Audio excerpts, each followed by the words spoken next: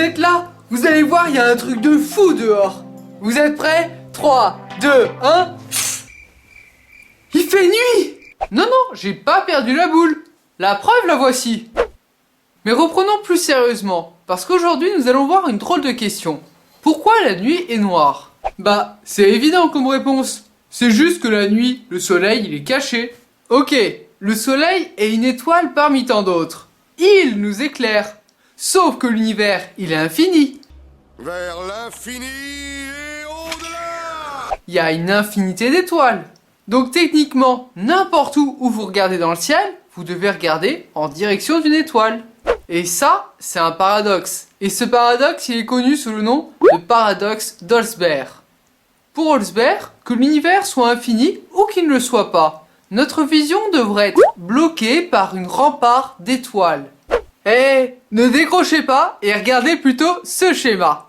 Au centre, c'est nous. Remarquez avec le Covid en ce moment, voilà. Au centre, c'est nous. Ici, nous avons le soleil. Et normalement, peu importe l'endroit où on regarde, on regarde en direction d'une étoile. Et normalement, notre vision ne pourrait pas aller plus loin que cette rempart d'étoiles. Mais attendez, si c'était vraiment le cas, la nuit, elle devrait pas être noire. Elle devrait être éclairée puisqu'on verrait de partout des étoiles. Vous voyez que la question de pourquoi la nuit est noire, c'est pas si simple. Olsberg, celui qui a énoncé ce paradoxe, pensait aussi avoir la solution à ce problème. Il imaginait qu'il y avait une matière dans l'espace qui absorbait cette lumière. Autrement dit, n'importe où nous on regarde de la Terre, on devrait voir une étoile. Et donc l'hypothèse, ça serait qu'il y ait une matière qui cache ces étoiles. Et comme quoi un classeur de médecine, ça peut servir à pas mal de choses. Mais concernant cette hypothèse, eh bien on s'est rendu compte qu'elle était fausse. Oups.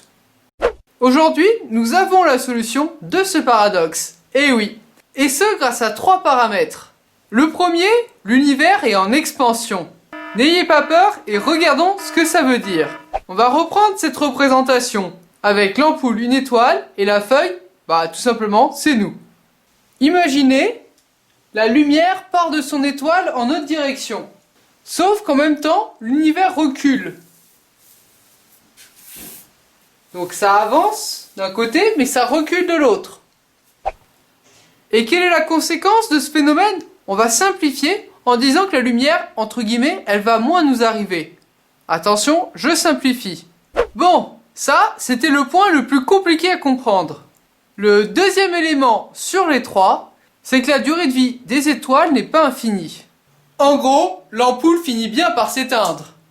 Et enfin, le troisième et dernier élément, c'est que la vitesse de la lumière, elle n'est pas infinie.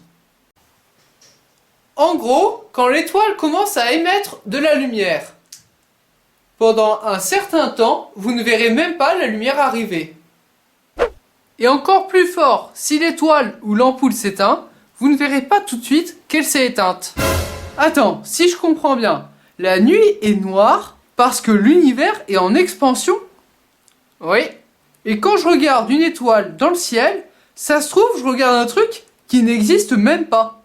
Et quand tu regardes un endroit dans le ciel sans étoile, ça se trouve, il y en a une. Bon, vous voyez que cette question d'apparence simple, finalement, elle ne l'était pas. Et ce que je trouve intéressant, c'est que les astronomes comme Kepler ou Halley, il a fallu attendre qu'on arrive à considérer que l'univers lui-même grandisse.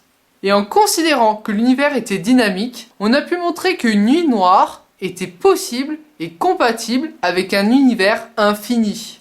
Sur ce, je vous dis merci d'avoir regardé cette vidéo et j'espère que la nuit, elle va vous paraître plus magique maintenant, histoire de voir autrement.